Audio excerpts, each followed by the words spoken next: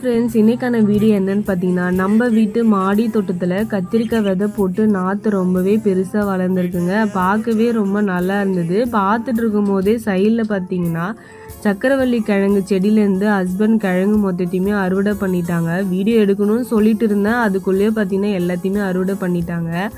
கண்டிப்பாக வரக்கூடிய நாட்களில் நான் சக்கரவள்ளி கிழங்கு அறுவடை வீடியோ நான் கண்டிப்பாக உங்ககிட்ட ஷேர் பண்ணுறேன். எப்படின்னு பார்த்தீங்கன்னா, ஒரு ஃப்ரிட்ஜ் பாக்ஸ் ஃபுல்லாகவே இந்த சக்கரவள்ளி கிழங்கு செடி தான் இருக்குது. அதோட வீடியோ நான் கண்டிப்பாக ஷேர் பண்ணுறேன்.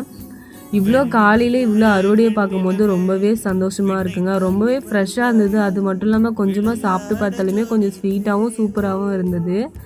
6 மாதத்துக்கு அப்புறம் பாப்பாவுக்கு இந்த ஃபுட்டு நான் கொடுக்க ஆரம்பித்தேன். ரொம்பவே விரும்பி சாப்பிடுவாங்க என்னுடைய பாப்பா. இப்போல்லாம் இதோட ரேட்டு பார்த்திங்கன்னா அதிகமாக இருக்குது. கண்டிப்பாக இதை எப்படியும் ஒரு 2 நாளைக்கு வச்சு பாப்பாவுக்கு கொடுக்கலாம்.